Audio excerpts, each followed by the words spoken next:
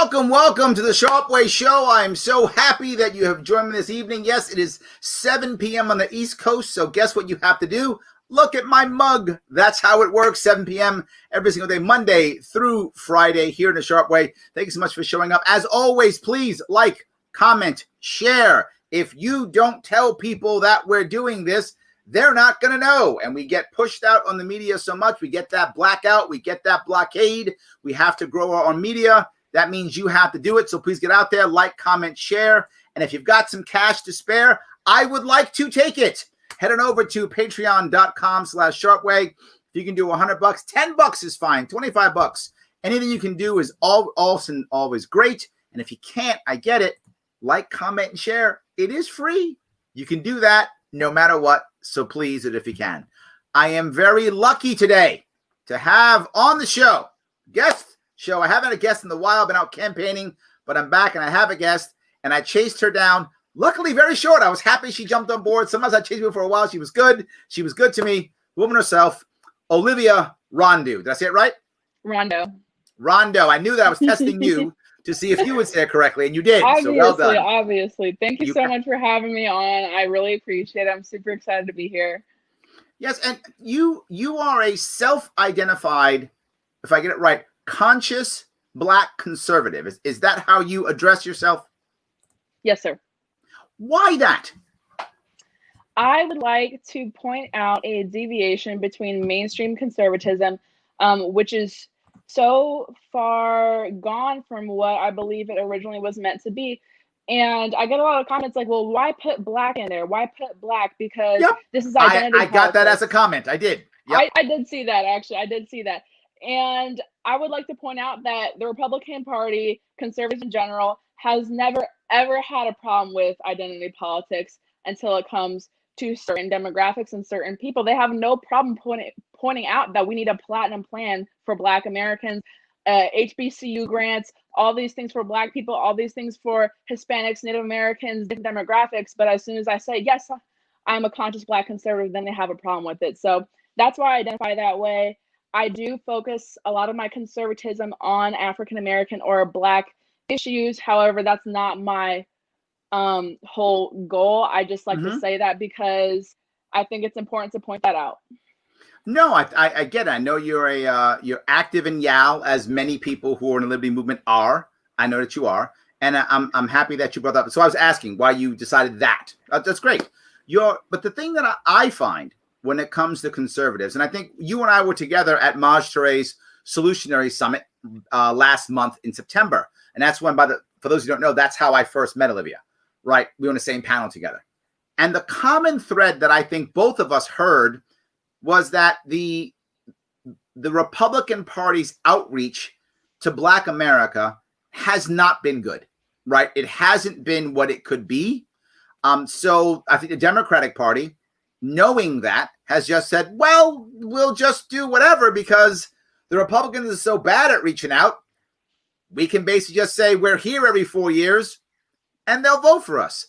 And I think that's been true. And I wish, as you know, I'm blatantly biased on this. I wish the Libertarian Party would be better. It's one of the reasons why I support Maj Touré so much. He's a Libertarian. And I want to get, I want more people.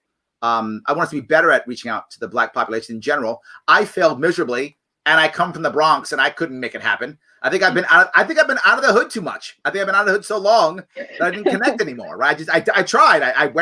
Literally, I was in Black churches, and people would walk out once they found that I wasn't a Democrat. That happened during my campaign. Yeah, not everybody, but there were certain people like they assumed I was Democrat. They looked at my face. He's in the Bronx. He's Democrat. And then I'm like, I'm Libertarian. They're like, what? And a couple would actually just walk out. So I struggled. I couldn't connect, and I tried to connect, and I had trouble. So I do think it's a common problem that the right does not reach out to Black America well at all. No, they absolutely do not. They absolutely do not. And I do think that Trump has seen that with certain advisors he's had in the White House, Pastor Darrell Scott, Sonny Johnson, a few other people who are self-proclaimed conscious Black conservatives.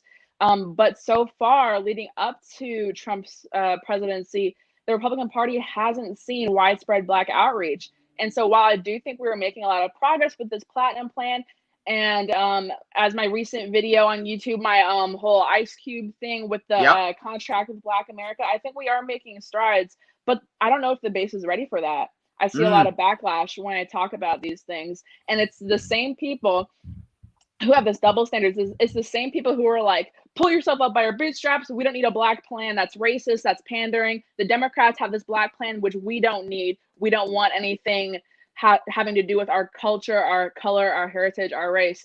And then when the Republicans have this plan, they're like, oh my God, yes, MAGA, Ice Cube MAGA. Like, I find the hypocrisy really ironic, and I just like to point it out and laugh at it. Yeah, you know, I guess the piece that I was finding, you know, I was at the Manhattan Institute here in New York City, obviously. And they were doing an event. This is probably 2 or 3 years ago during my campaign. And it was, you know, how do we deal with Black America, Black America? And there were many people on the panel, all Black, I think all men. And the common thing was, it always ends the same way, right? They talk, and it ends with the same thing. Black man bad. That's how it ends. Black man bad. Right? That's the end of they may talk for hours. They may talk for 5 minutes. But it always ends with black man bad.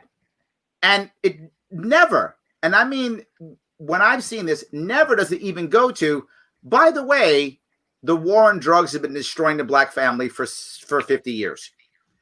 Never. I don't hear that. I don't hear them go, oh, and by the way, the war on poverty has been destroying the Black family for 60 years. Like, I don't hear any of that. All I hear is, why can't Black men be better? Right. The conservative talking point is typically Black men are horrible fathers. They get women pregnant, then leave for no reason. They don't go to jail or have to do with anything. They just leave for no reason. There's fatherless homes. There's Black on Black crime, and we don't talk about the reasons. We don't talk about how this was fostered, and I believe purposely fostered by the state. Yes. to quote Eric July, racism without the state is just a bad idea. Yep. With the state, it's a horrible genocide. Absolutely. Right? With the state, it's horrible. Yes, but no, I think that's true, and I don't hear that often. But what I heard when you spoke was you were doing something that most, may I call you an activist? Are you okay with that? Sure. That most activists don't do. You do this well. Most activists don't toe that line at all. They don't say, hey, we need to have some responsibility, and hey, the government's had its neck on our boot the government's had its boot on our neck for 60 years. It's always one or the other. It's Black man bad if you're on the right. If you're on the left, is government good. Government has to protect us. Right? So either Black man bad or Black family weak. Those are the only two answers. Yeah, but you don't do that. You say responsibility, but also there are things we can do to make things better. Correct. And the reason I go so hard on criticizing the conservatives and the Republicans, and people criticize me, they're like, why are you on the right and you criticize the right so much for this? Is because I actually care, and I do believe that the Republican Party and just the right in general is the better caveat to accomplish my goal of reaching out to the Black voter demographic and ultimately repairing the Black family. But these people on the right a lot of them are really stuck in their way because they have this idea of Black people just because they've never lived around them or they've never been close with them, that the stereotype is true that Black men are bad. They just leave their children, they shoot each other for no reason, and they go to jail for no reason. And it's honestly really ridiculous. But like, as you said, when you go to the left, it's just the Black people are helpless. They need communism. They need socialism. They don't need their guns. Nope. Right? You're totally right. It is a really complex issue, but it's so polarized, as you said. The left believes that, and the right believes that basically Black men are evil and super predators, as Hillary Clinton might say. Or Joe Biden might say. That is true. Yes, absolutely. Yes. No, and I guess I bring this up because of what you talked about, your video you talked about with Ice Cube. Ice Cube is not known for being a Trump supporter, right? That's not what he's known for, right? We don't go around going, Trump and Ice Cube are buddies. That's not what we think of at all. Yet he went to Trump saying, hey, I got this, contract for Black America. Is it contract for Black America, right? With Black America. Thank you. Contract with Black America. He's a contract with Black America. And hey, Trump, will you help me out? And Trump actually goes, all right. And the Democrats went, no. Silly contract thing. They said after the election. Yeah. After we win, you guys will get some reparations. You guys will get a little money in the pot. But obviously, that's never going to happen. Obviously. Yes. Well, obviously. What? Come on. When have Democrats ever screwed the Black community over? Besides always. Besides always, they've never done it.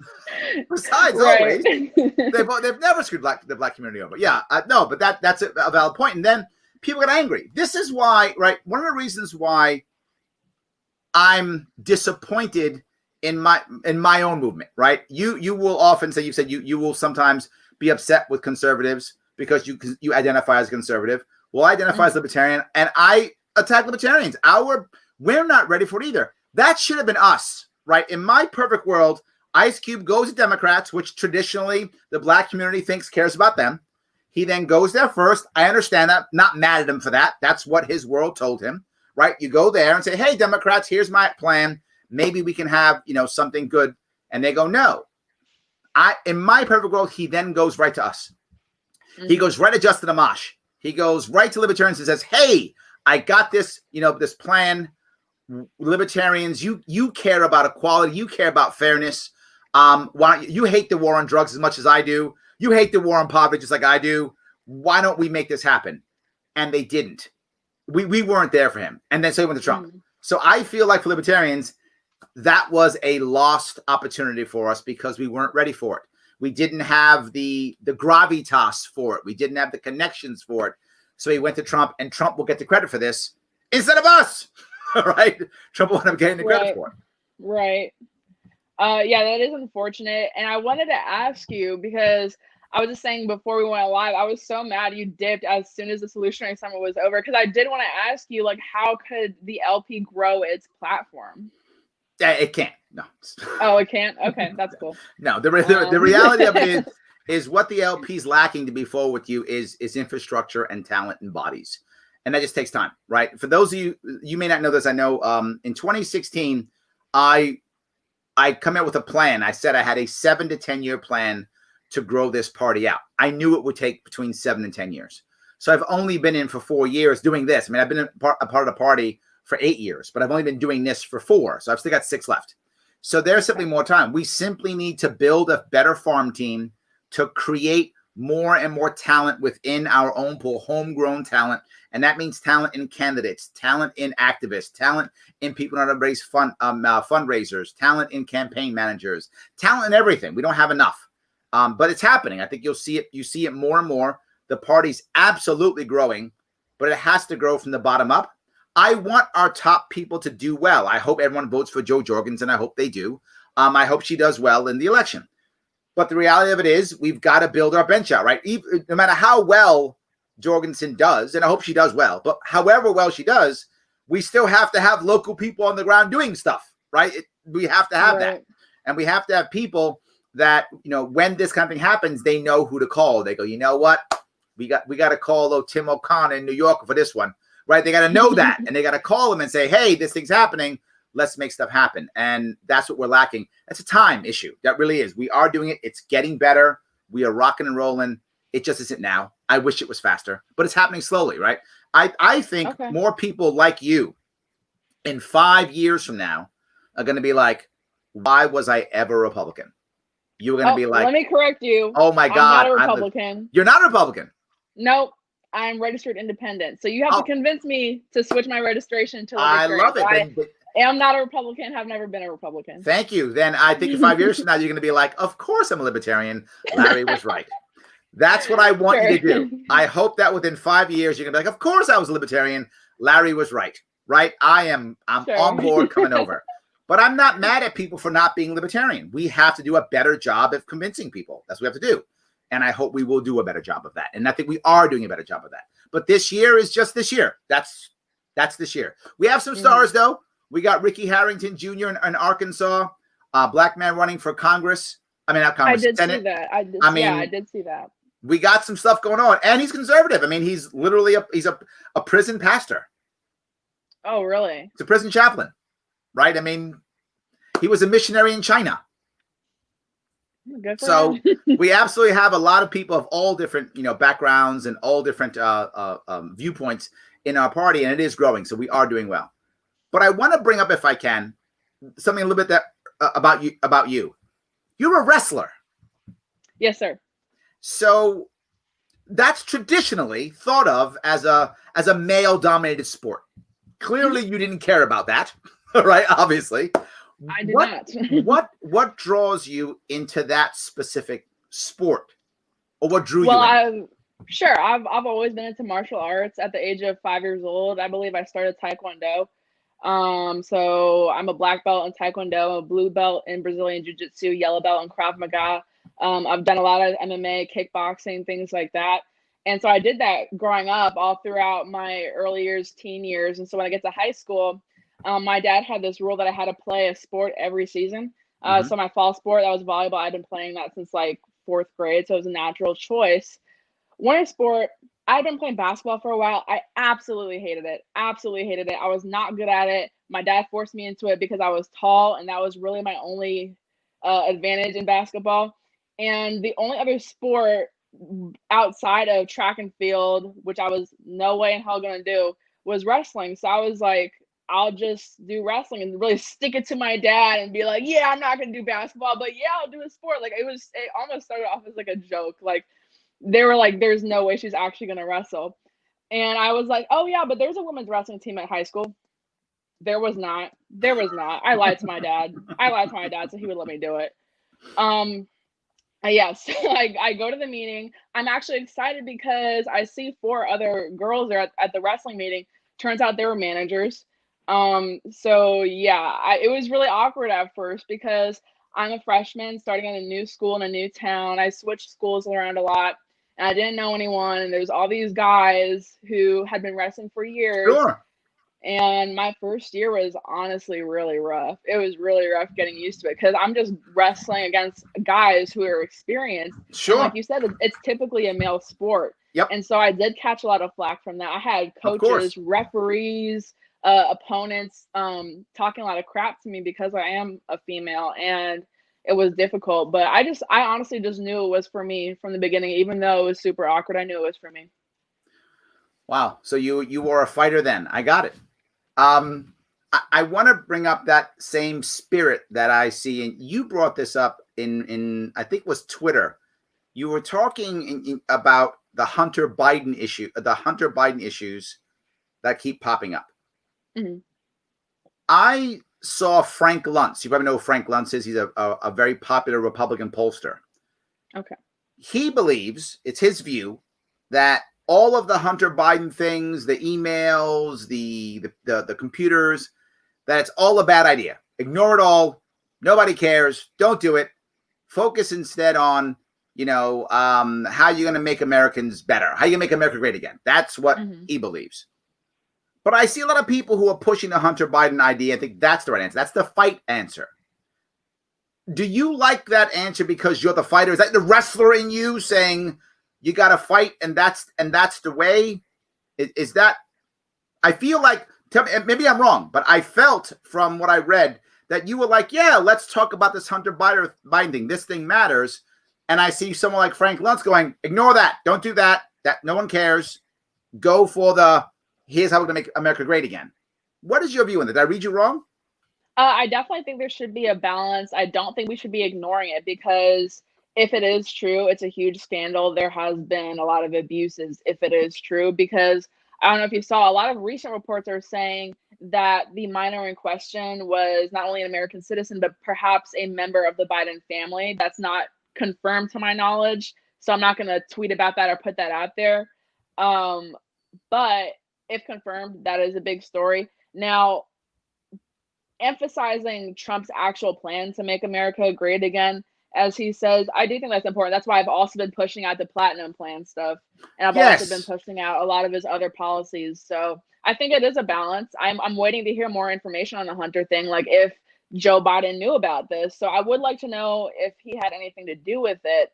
However, it is not Hunter that's on the ballot. It is not Hunter that's running for president. That's what I'm saying, right? So, that my view is, and I'm not maybe I'm off obsessed here. with it. I feel like some people are, though. Like, I saw the people who responded to you, and there are some people who are all about this. And I see that it comes on my posts all the time. People go, but what about the Hunter Biden? What do you think about the computer? And I say to myself, I don't think anyone who already supports Biden is going to all of a sudden go, oh, what? This is a scandal? Now I'm voting Trump. They know he's a segregationist. They know he has a lot of these credible rape claims, which I believe are credible, against him. They know he said he didn't want his kids to grow up in a racial jungle because schools would be integrated. Like, they know all this. They know he was in office for nearly 50 years and never did anything. They know this. They just hate Trump that much. So why does Hunter Biden matter?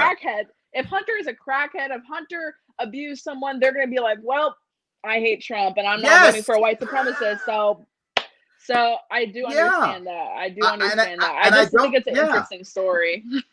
Yeah, I don't think, you know, maybe that's, I don't know, fuel for the Republicans to impeach Biden. I mean, if he wins, maybe that's what it is. I don't know.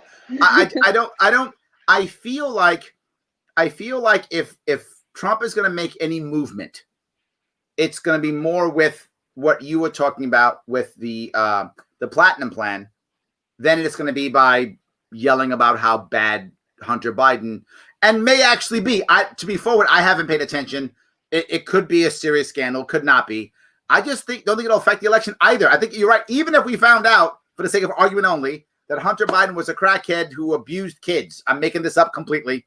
But if we found that out, that was true, and it was, you know, whatever, photos of him doing it or videos or whatever, I don't think it would change anything. I think people who support Biden would be like, check. I don't think they care. I don't think it would change a thing. Isn't their slogan settle for Biden? They didn't even want him anyways. They just hate Trump. They literally hate his guts that much. So I've actually said Biden could be a ham sandwich. They could vote for Kim Jong-un over Trump. They don't care. They don't care. It's not Trump. Checkbox. That's it. We are good. Exactly. I don't think it will be easy at all, because I think if you look at what happened in reverse, the Democrats did a lot of the same ideas against Trump. He was, you know, supporting Russia. His kid, Donald Trump Jr., was taking money from Russia. They did the same things, right?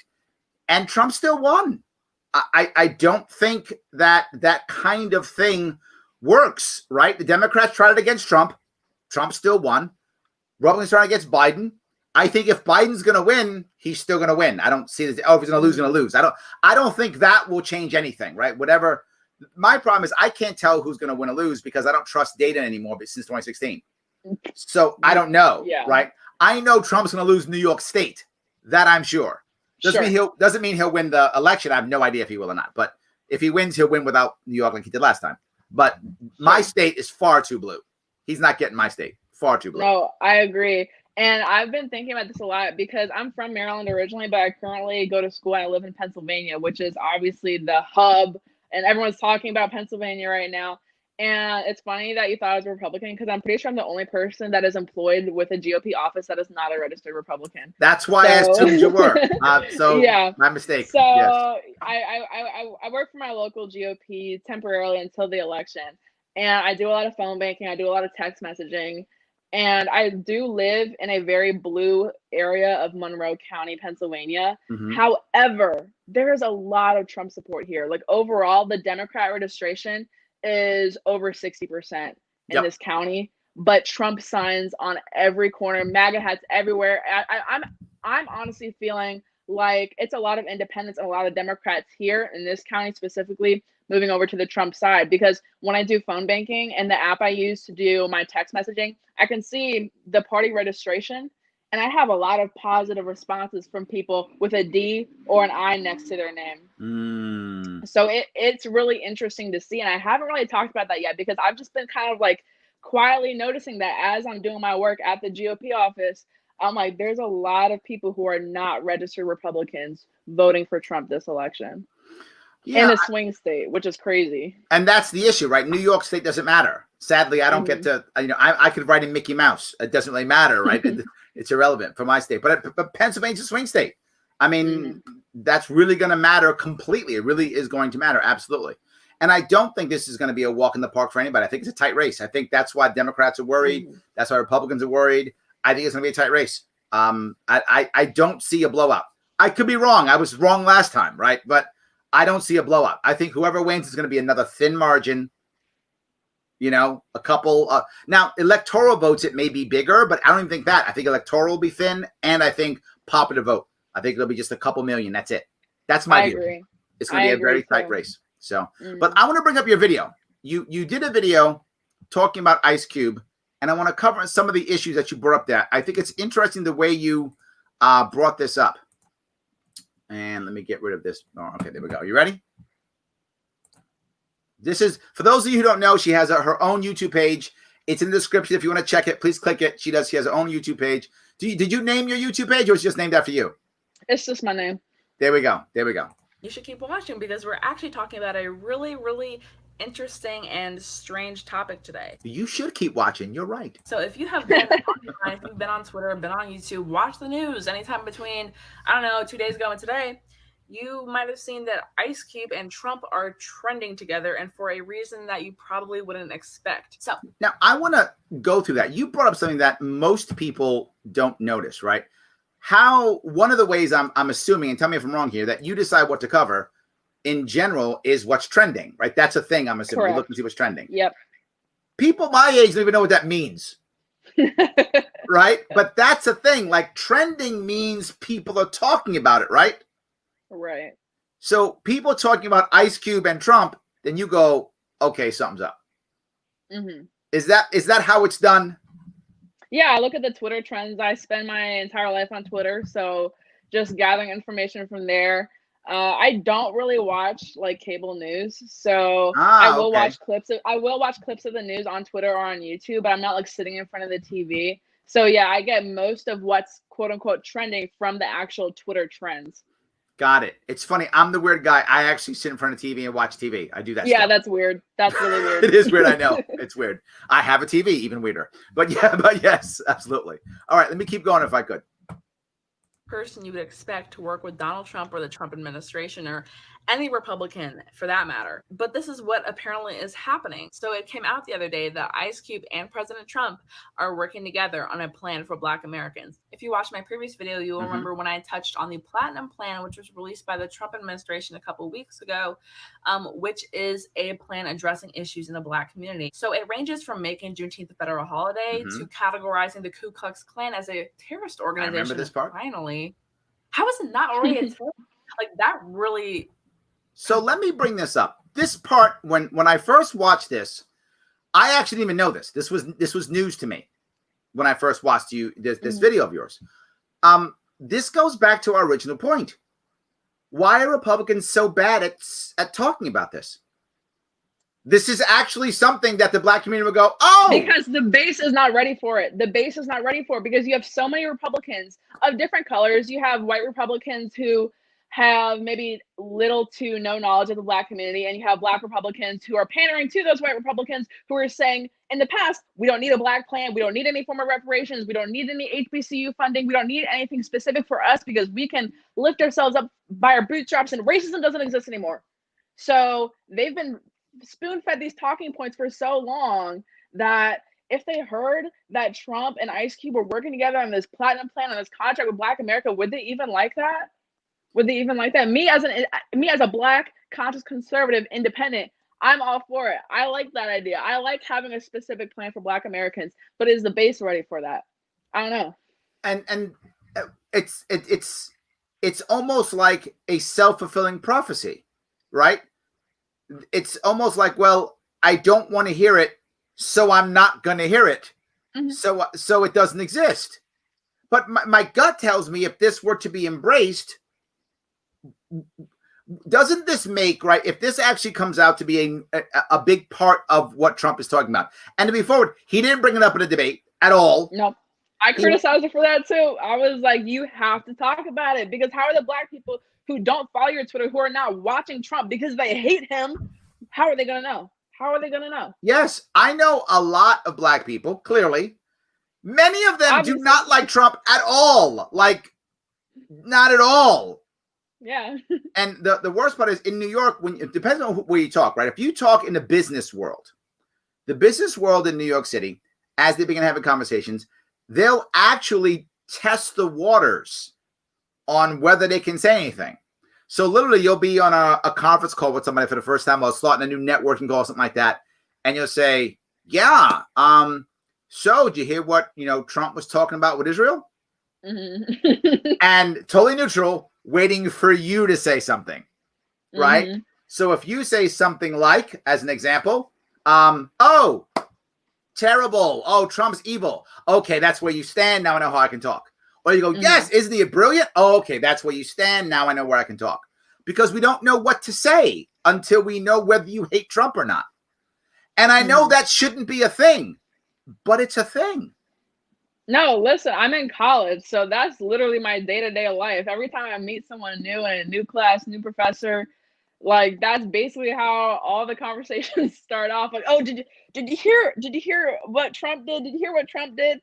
And of course, since I'm in college, most of the responses are, "Oh my God, that's so racist." But you know how it is. He tied his shoe. So racist. So yes, I get it. Yes, 100%. Yeah. Well, the problem, of course, becomes we are united far more by what we hate than what we stand for. Right. So even within my own group of libertarians, I have to hate one side or the other, or I don't get embraced by either side. It's not what I stand for. That doesn't matter. Very few people in my movement are mad for a policy issue. Some are, but most are not. They're like, why won't you hate the right libertarian? Or why won't you hate the left libertarian? Oh, you won't hate those people? Larry, yeah, you're going to stay over there. You can't join our cool club. That's kind of how they do it. But I see it here also, the same thing. I see that idea of you've got to decide what side you're on. So now if Ice Cube goes to Trump, by default, Ice Cube becomes the enemy, doesn't he? Oh, people were calling him a coon, a sellout, an Uncle Tom, all these horrible names. White people were calling him that. I was like, how are you going to call him a coon? Like, that is not for y'all to say. But people were doing it. And it was literally not because he put on a MAGA hat, not because he said, I'm voting for Trump, not because he said, I'm a Republican. It says, I brought a plan to both parties. And the Trump administration accepted it and said, we will work with you. Well, if I remember what Trump was talking about, not Trump, Cube was talking about, he was talking about the idea of, you got to talk to power. Right? That was kind of his thing. If I want to get my plan done, I got to talk to power. And if Trump's going to win the election, then he's the guy to talk to. If Biden's going to win the election, then he's got to talk to. So I'm trying to talk. That's what I got from what Ice Cube was saying. Did you feel the same thing or no? No, definitely, because he was getting a little defensive when people were like, "Oh yeah, Cube is MAGA now. Cube is all this," and he was like, "I never endorsed anybody. I didn't endorse anybody. You just have to talk to the man in charge, and that's the man in charge." And like he said, he took it to both parties. And the Democrats wrote him off. So what did they want him to do? What do they want him to do? They want him to bring it to the Democrats. And the Democrats said no. So how is it cool for bringing it to the person in power, the person that could probably make a better change than the Democrats? Yeah, but you're also assuming that they want to solve this problem. And it's the issue I bring up. That is true. They don't want to solve the problem. Yeah, right? A lot of people just want to complain. Well, again, it becomes that litmus test, right? If I don't have something to fight over, then I actually have to solve problems. So as long as I yell Trump bad or Trump the God King, either one of those two things, I have now sacrificed. I've said what's right. I don't do anything at all. I'm on your team now. So let me keep going if I can. You had so much you want to say. I want to keep going a bit. Confuses me. How is it not already a terrorist organization? Good point. My point. But it did all that. And then there was another very, very interesting bit, up to $500 billion allocated for the Black community. I did criticize Trump for not even bringing it up during debates. And I did criticize the Republicans a lot on Twitter for not really bringing it up in the media. But this Ice Cube thing might shed a little bit more light on that. And I'll get right into that. So I believe it was back in August that Ice Cube released he plan did. to help the Black community called the Contract with Black America. And that almost got no press. None at all. None at all. So now George Floyd is killed. His death, the left yells defund the police. The right yells back the blue. No plan for anything. No one's got to answer. We just pick sides and yell at each other. His death became yet another thing we fight over with no solutions. Except Justin Amash comes up with a plan to end qualified immunity, which gets no play whatsoever. Ice Cube has a plan. Here's something that can change some things. How about this plan? And the funny part about his plan is, you know this, he was open to have a conversation about it. He wasn't about you, it's this or nothing. He was like, here's a plan, let's talk about it. I think I saw it twice total. And then it was, let's just back the blue or defund the cops. That was it. There was nothing in between. This goes to the opposite, right? You mentioned the idea that, you know, maybe the base of the Republican Party isn't ready to hear a leader in on the right support Black issues. Maybe they're not ready. But I would add the other piece. Maybe the Black community is not prepared to hear somebody who has answers either. You know what? That very well may be the case, as you just said. When there is nothing to fight for, you actually have to put in the work. And not just the Black community, but for human nature. It's very easy to sit on Twitter and hashtag Black Lives Matter, hashtag justice for this, justice for that. But what are you actually doing in your community? So if a lot of these issues were fixed, if the war on drugs was fixed, if the public school to private prison pipeline was fixed, what are we going to sit with our Twitter fingers and do? What are we going to hashtag? What are we going to protest for? You know, I do think there is a bit of truth to that. Yeah, and that's my other worry, right? People will get mad at me when I would say, I get why people are pulling down statues. And then, why you support? I said I didn't support them pulling down statues. I just understand it, right? If I completely understand it. Yes, when you look at those statues, they're like, oh, it's not tearing down history. First of all, if you actually do your research on the majority of those Confederate statues, they were not put up during the Confederacy. They were not put up during the Civil War. They were put up within my grandparents' lifetime to intimidate people. They were put up by a lot of racist hate groups who are like, hey, these are our forefathers, our great Confederate forefathers. So they were not put up as a tribute during the Confederacy to Confederate soldiers or to Confederate officers. So that's the reason behind that they're there. If they want to make the argument that we should keep it for that historical purpose, so we should learn from our mistakes, that's okay. I'm obviously not a person that goes around vandalizing things or tearing things down. But as I said, I understand it because of the history behind why those statues are there in the first place. Yeah, so I'm saying I understand why they're doing it. The problem is to what you and I just talked about, right? It feels good, but it doesn't solve a problem. I pulled down a statue. Now racism is solved, right? No, I pulled down a statue. Now I feel better about myself for the next couple of hours. That's basically what happens. It's like a drug almost, right? I pulled a statue. See, I did something. And I think it's a frustration, right? Because we don't have something to do. We want to do something, right? And particularly when you put us in lockdown from the coronavirus for 3 months, 4 months, with nothing to do and no purpose and no jobs, and then all of a sudden say, here's this problem. It's easy to protest for 6 weeks in the street where you don't have to go to work in the morning. Absolutely. Right? Absolutely. Very easy. And now I got 20 people going, let's take this statue down. We'll teach the man. And so, yeah, we go pull the statue down. We teach the man. But we didn't actually do anything. And this is what, Jim brings up. Does anybody have an actual plan, like all written out? Yes, Ice Cube has a plan. Literally. That's what we've been talking about. There's a platinum plan. There's a contract with Black America. But is the media talking about it? Are the Republicans even talking about it? No, they're not. No. And Trump had this amazing opportunity during the presidential debate where they're like, have you condemned white supremacy? What have you done to stop systemic racism? And he says, he didn't say shit about it. I'm sorry, but he didn't say anything about it. No, you but can he say had this it's amazing fine, it's internet. Okay, he didn't say shit about it. And he had this amazing opportunity to be like, I actually have condemned white supremacy on like 15 different occasions. First of all, he has multiple times, but he should be like, I actually have condemned it, and here is my actual plan to end a lot of the systemic racism. But he couldn't even say that, and that's what leads me to believe that his party is not ready to hear that.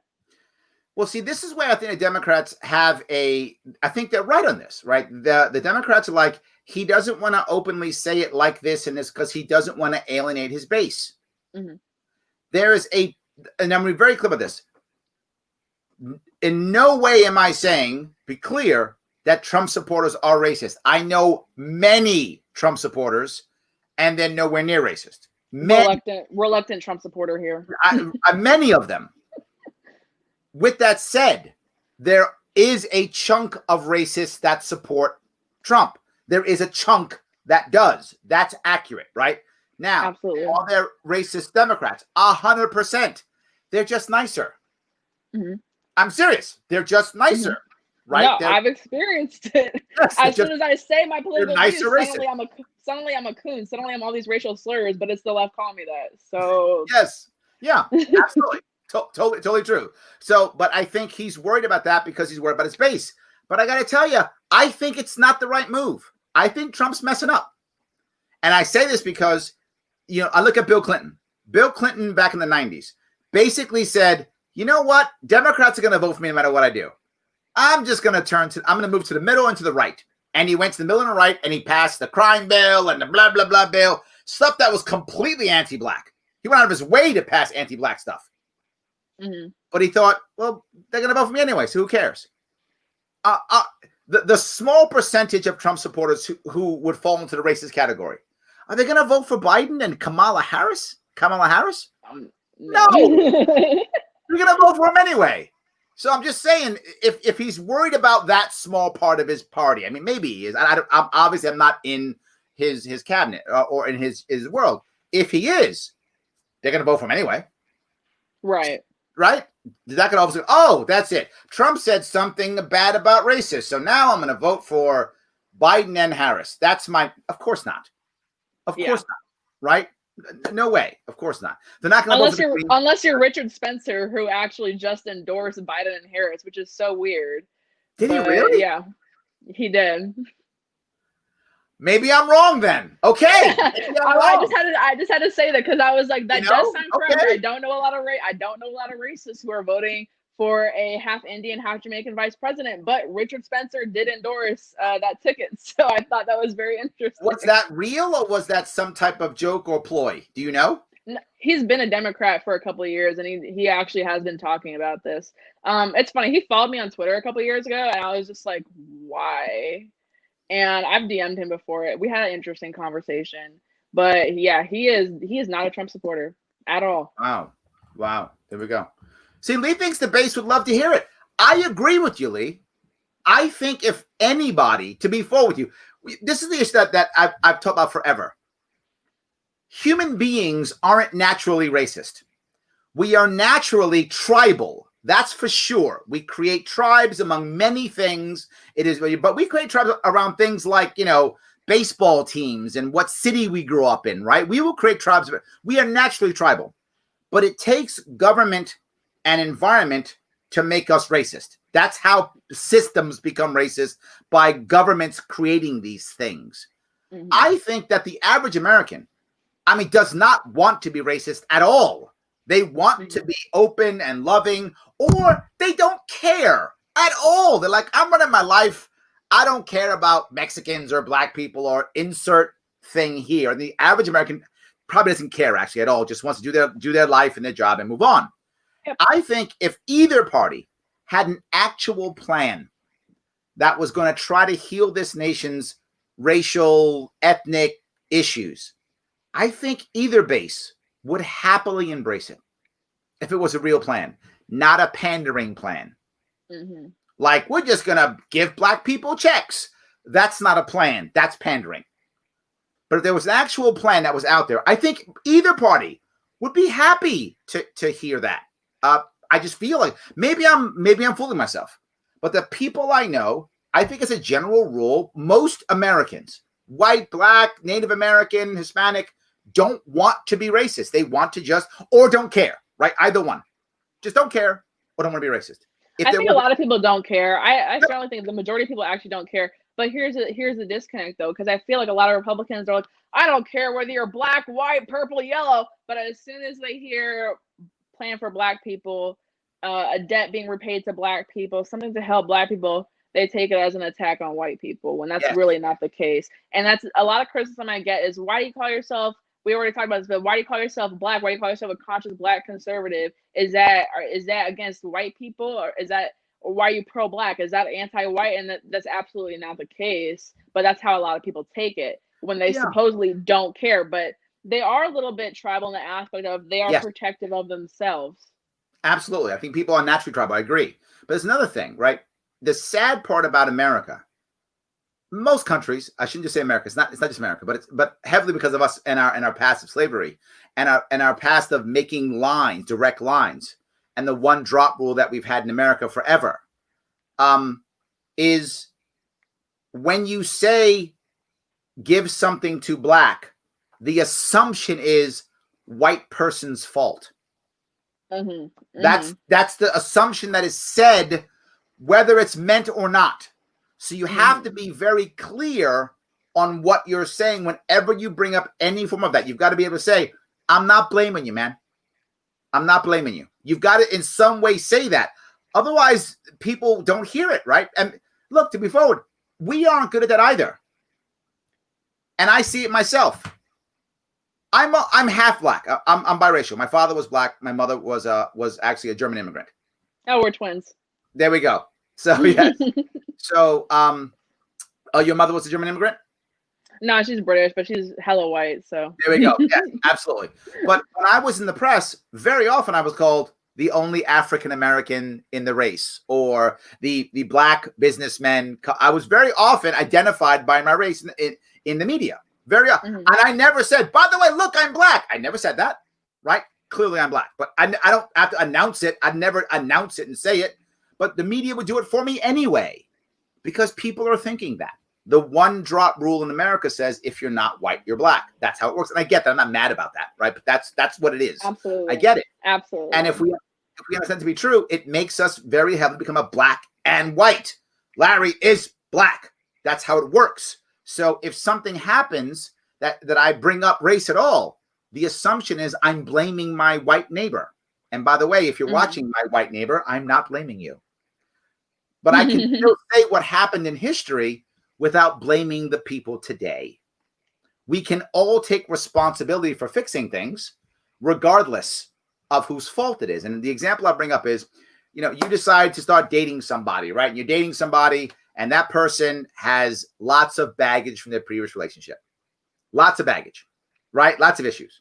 You have three choices. Choice number one, you say, hey, this person has too much baggage for me. No, thank you. That's an option you could take. Makes sense. Some people do that.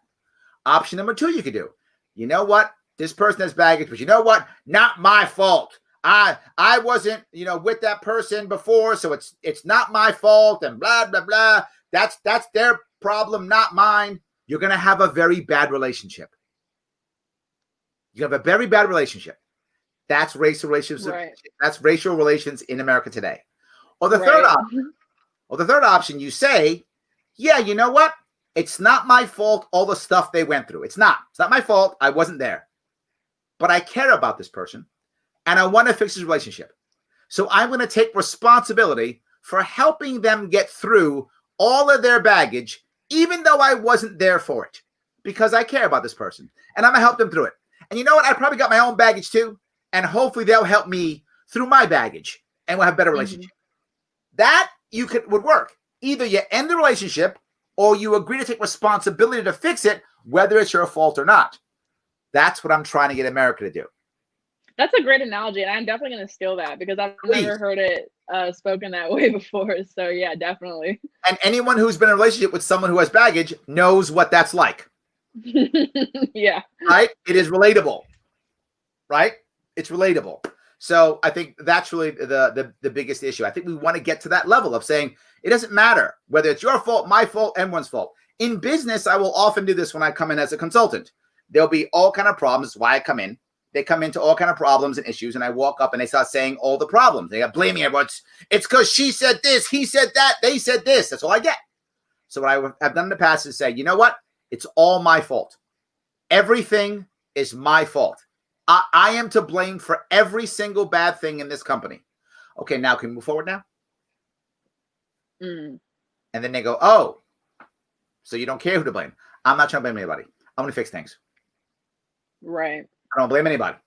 I wish more people had that mindset. And I feel like I have a very uncommon opinion or belief as a right libertarian, as a conservative, whatever anyone wants to call me. I do believe in a form of reparations for ADOS, aka American Descendants of Slavery, for anyone who does not know that.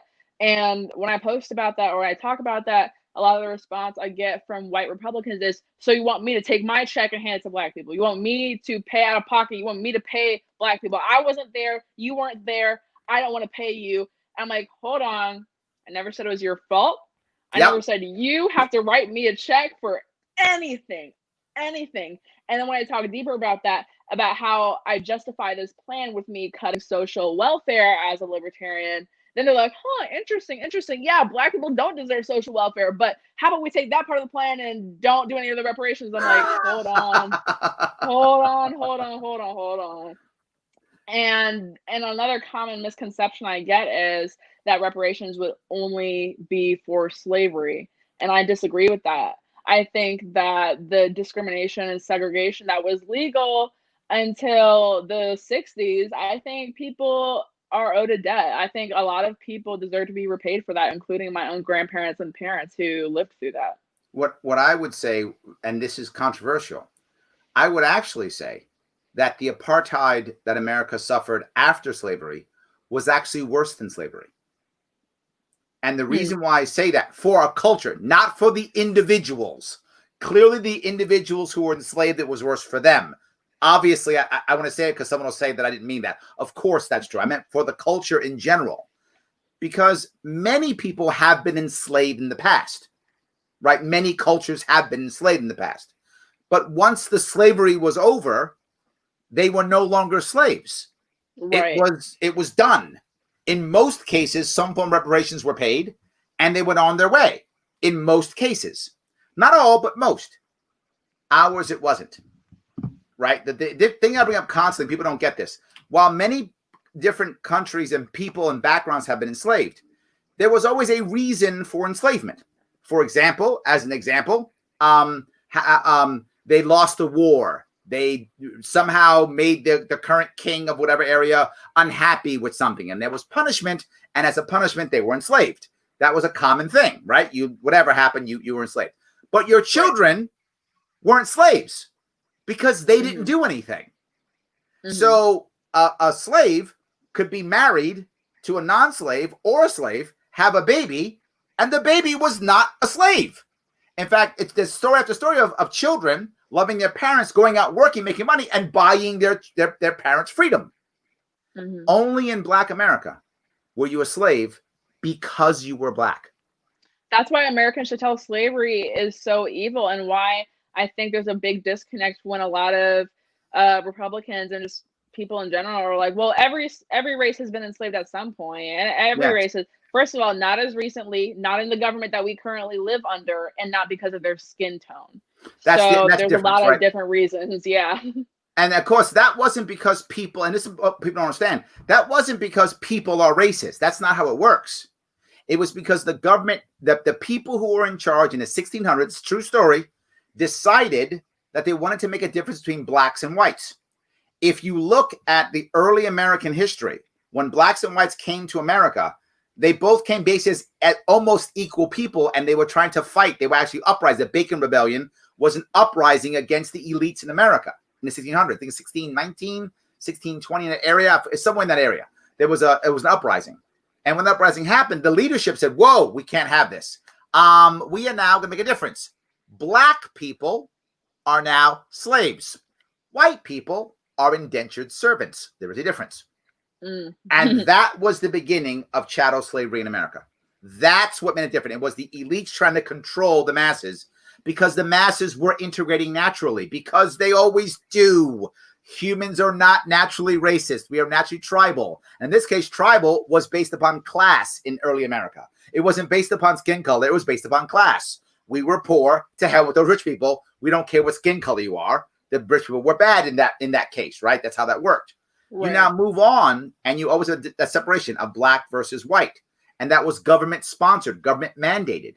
Well, if you're going to have a government mandated, government sponsor, you then begin to tell your society stories about this. Well, why else would there be a law against it if blacks weren't as bad as they say? Why wouldn't there be a law if blacks weren't inferior? Why wouldn't there? Why would we have slavery if blacks weren't inferior? Mm-hmm. And so you tell yourself stories over the course of centuries, and those stories stick. So now, when Civil War is over, well, now what do you have? You have a group of people who've been told black people are inferior for 200 years. It wasn't like the North loved black people. They just liked them segregated. They still want them slaves. They still thought they were second-class citizens. They just said, well, not slaves, but second class is fine. Yeah. They can shine shoes and stuff. That's fine, right? They were like that. So the North was also the same way. But in every other time of slavery, why are the Sumerian slaves? Not because they're inferior, because they lost the war with the Roman Empire. That's why, not because they are inherently inferior, because they lost the war with the Roman Empire. Well, why are these Sumerians not slaves? Because they're descendants. They didn't lose the war. Oh, okay. And that was a different story being told. So I think that's a huge difference on how people see racism in America versus other places. But the apartheid piece that is the worst part is, while I was talking about this earlier in another podcast I was on, while Irish and Italians and Jews all had to go through big, massive hardships to make it in America. Absolutely they did. The one thing they did not have was 150 years of government-sponsored violence. Mm-hmm. That's the difference. People ask, what's the difference? That's the difference, right?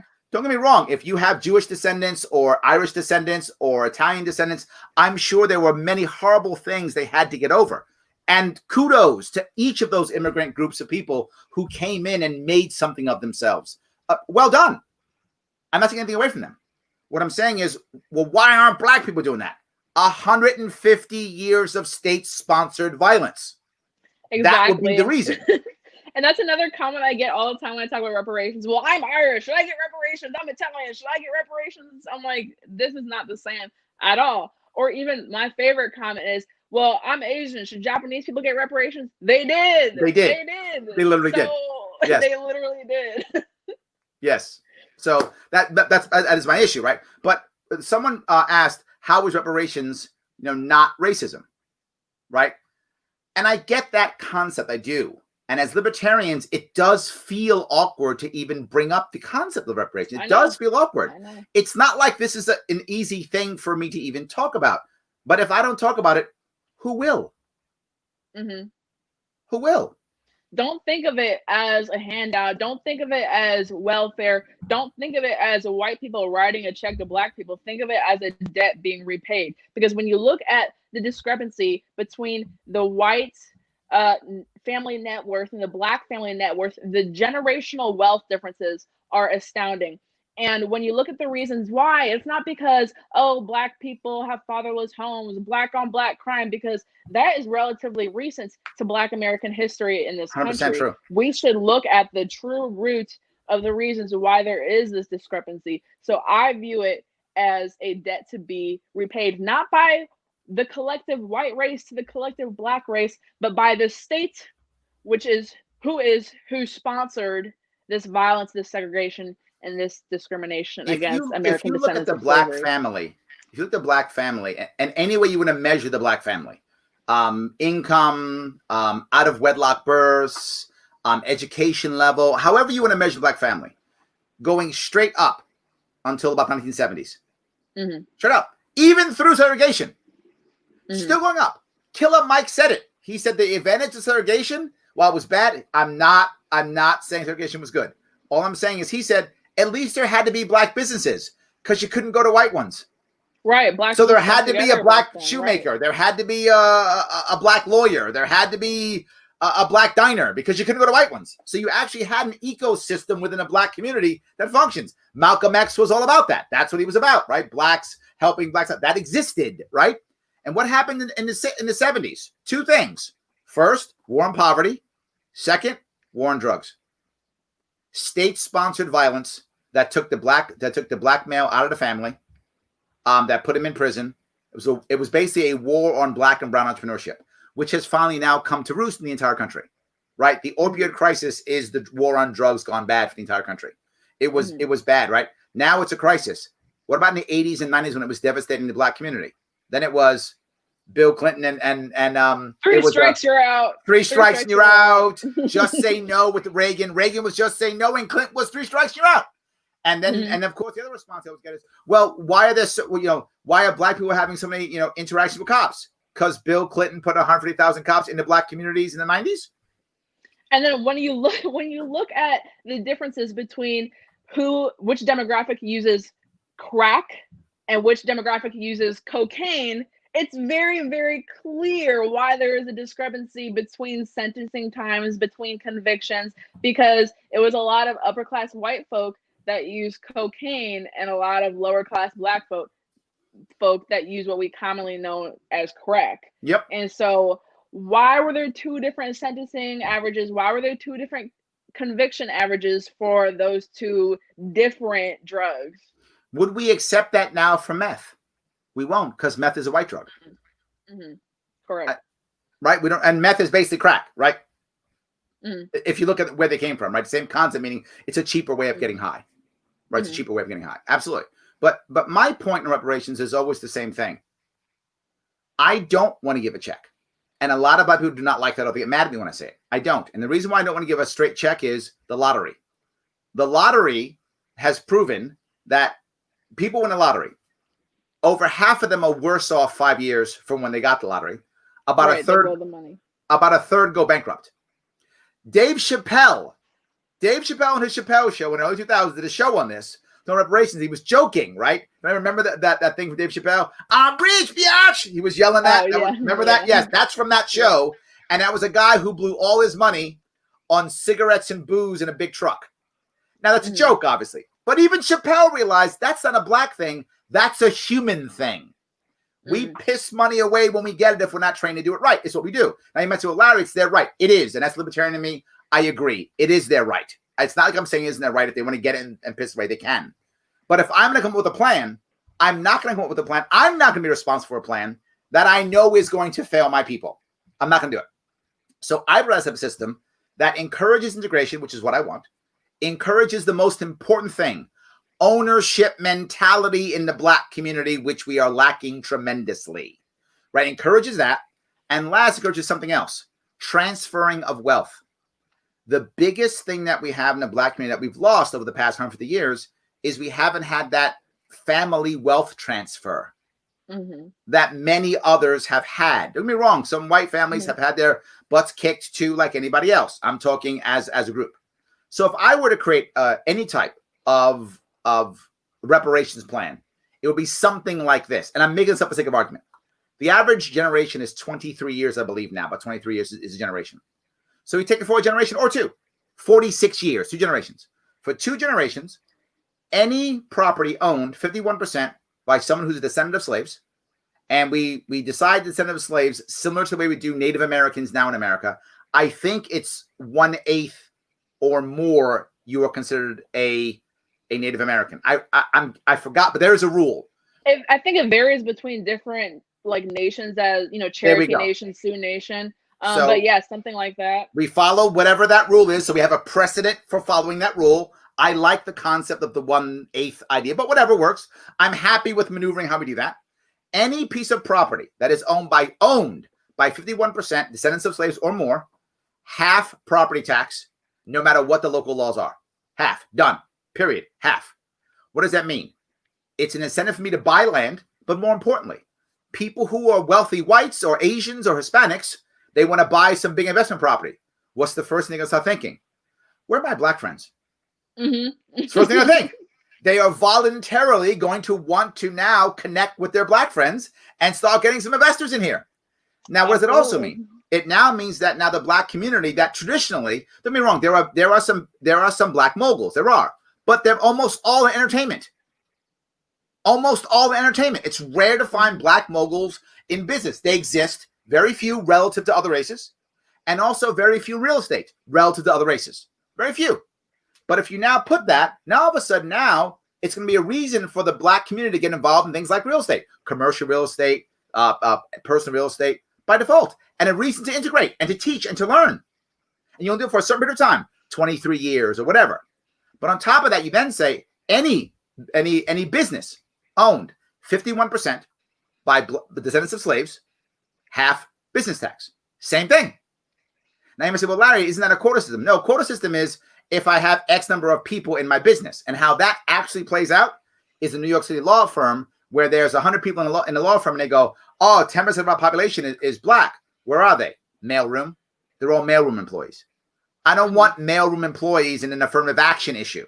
And I don't want it to be mandated. If you don't want someone of color, descendant of slaves in your business, you don't have to have it. You're going to have a little bit of an advantage over you. They are. They're going to have half of property tax. Doesn't mean that they're going to beat you automatically, but they're going to have an advantage for 23 years.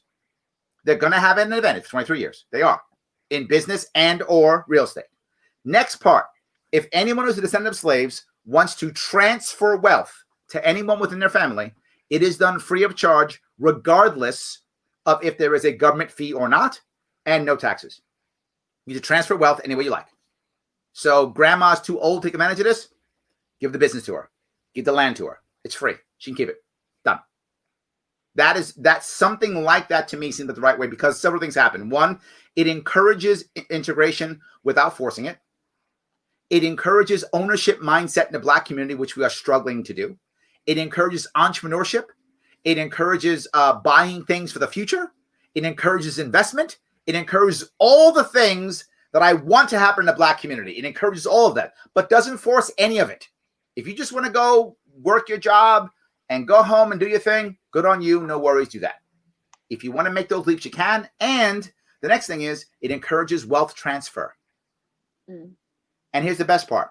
When all those taxes are half for 23 years or 46 years, what's everybody else going to want? They're going to want those taxes to stay that low.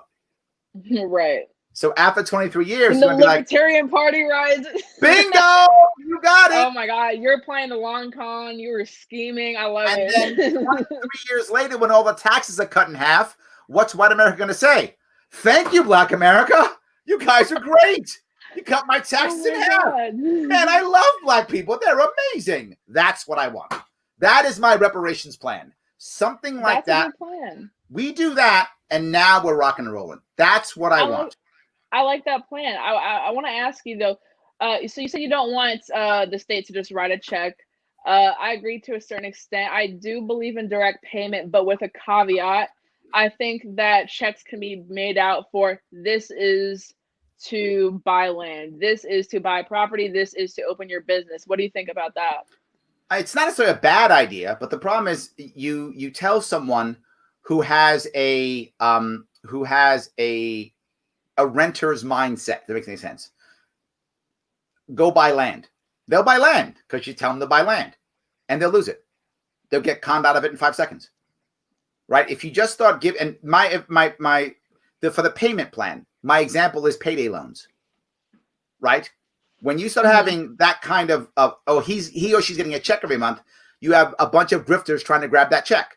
Payday loans is one. The second one is you see all the commercials for all the people who say, you're getting a settlement, you're getting a structured payments.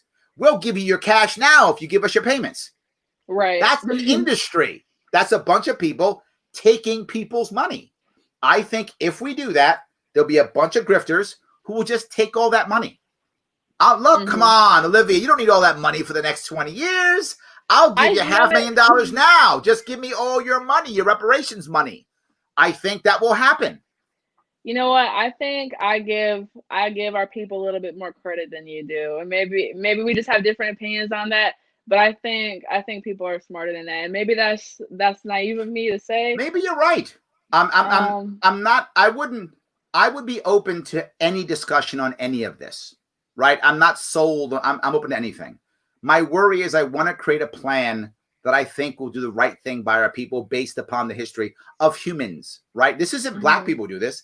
This is everyone who is in a lower socioeconomic strata. This is who preys on them. They are literally being preyed on by predatory lenders, by the we'll take your money, we'll take your structured settlement for a flat fee, by H&R Block that literally takes your 20% of your return if they give it to you early, right? I mean, this is just preying on people who are from a lower socioeconomic status, and it's not just Black; it's Black, Hispanic, white. It's anyone who they haven't gone through that that type of training in their life. They don't see that in their world. That's my worry.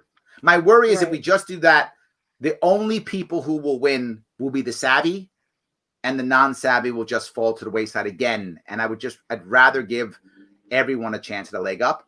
And if I change the culture, I've fixed it for the future.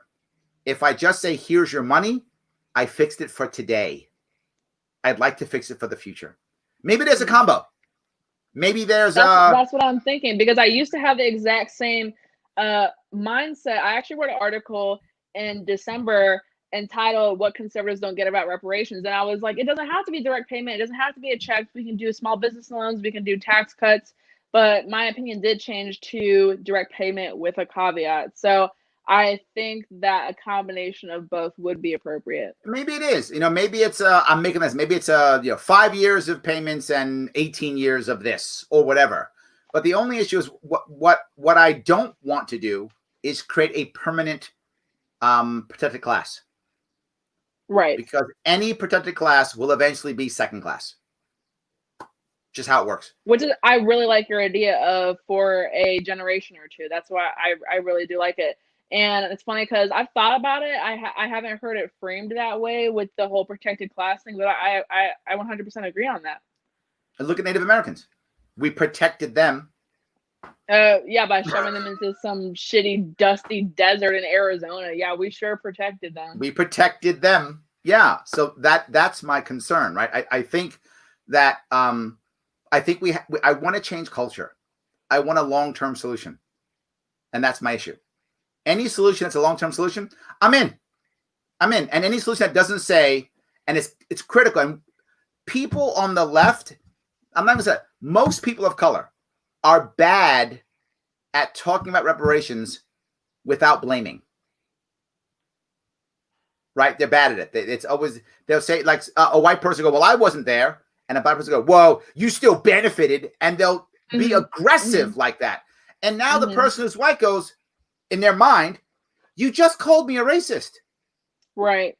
We should direct our anger at the state. We should direct our anger at the state because as Eric July says, as you says, racism is just a bad idea until the state becomes involved. Absolutely. So I'm not looking at my white neighbor. I'm not looking at my white mom like, look, you are benefiting from racism. I'm gonna say the government did this. Yes. And that's why we should be having this conversation about reparations in that light. 100%. That's why I'm saying it's got to, the problem is when we use phrases like systematic racism, what the average white person feels is, I'm not racist, it's my system. That's what the average person feels. And it pushes them off.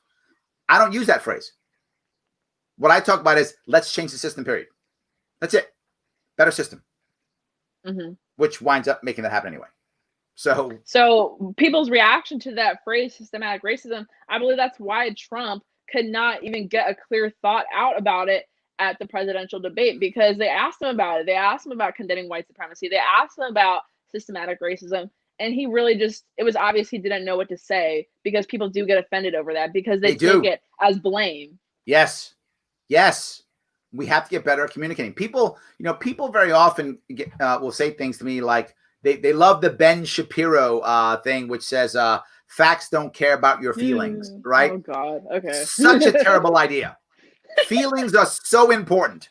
Feelings ignore facts. Feelings make up facts. Feelings change facts. Feelings are far more important than facts. It's not even close. Feelings are superior to facts in every way possible because they will adjust facts. Facts don't adjust feelings. Feelings adjust facts. And so we have to talk about feelings. And when we're talking, we've got to communicate in a way that doesn't make people feel bad. That's totally right. I have nothing against Shapiro personally. It's just when he says things like that and people take that, people take that to heart, because they Yes. look at a statistic, they look at a fact that is, okay, X amount of Black families do not have a father living in the house. They take that and run with it, and they're pointing their finger at all these white people, like, you have fatherless homes, you have fatherless homes. But they don't realize how emotionally that would make someone feel. Yes. And they don't look at the root issue, which we already talked about, which was a lot of government sanctioned violence and state sponsored incarceration and things like that. Absolutely. So yeah, they take the facts over feelings thing, they take that and run with it, they take it and be offensive with it, which obviously I'm proponent of free speech and you can say whatever you want, but is that going to win our vote?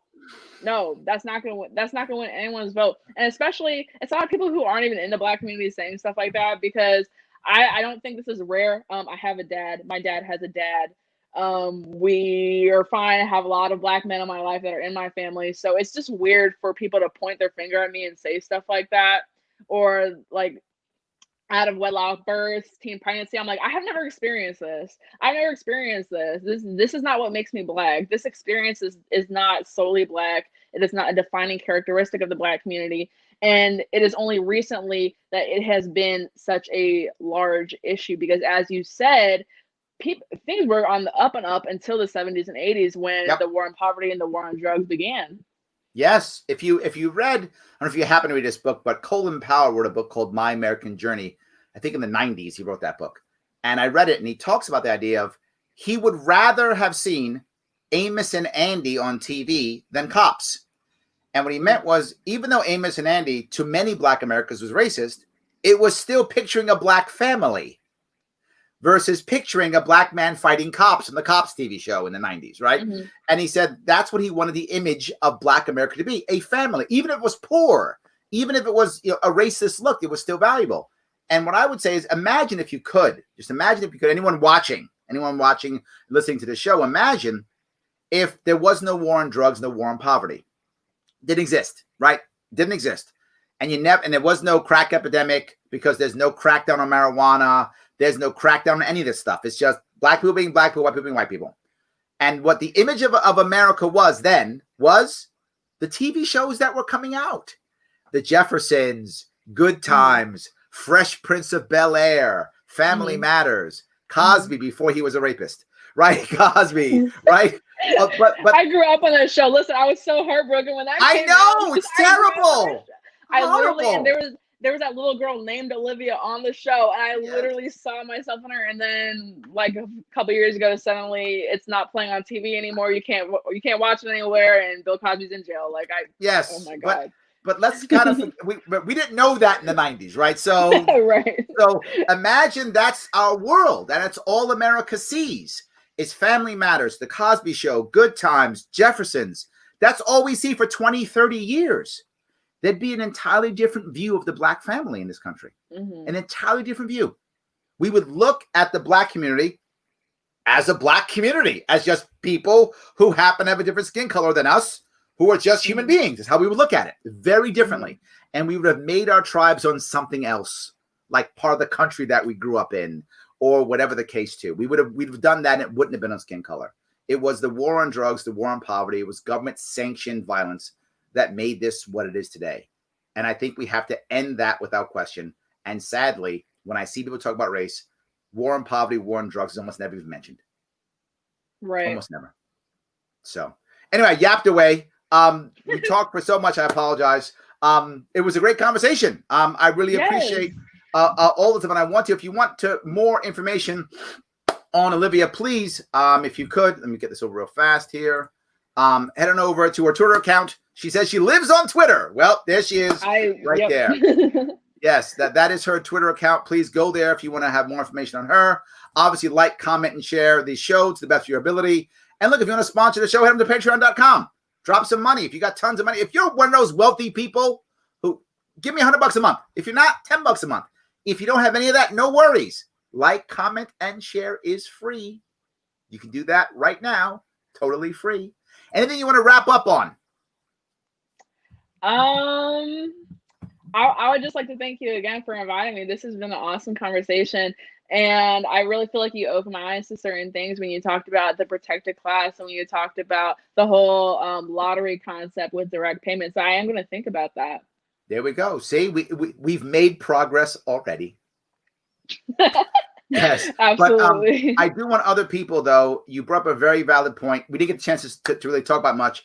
Go on to her YouTube page, if you would, and watch her video. It's only about 10 minutes long on Ice Cube's plan, along with Trump's plan, and how to make this stuff work, what they're talking about, and how there is a plan without question to make something happen. And if you don't like that plan, no worries. It's a plan to talk about, right? It's a plan to talk about. And what I learned in business, if you can't get the right plan on the table, put the wrong plan on and start asking why it's wrong. And before you know it, you'll get the right plan. But you can't move forward without a plan. Absolutely.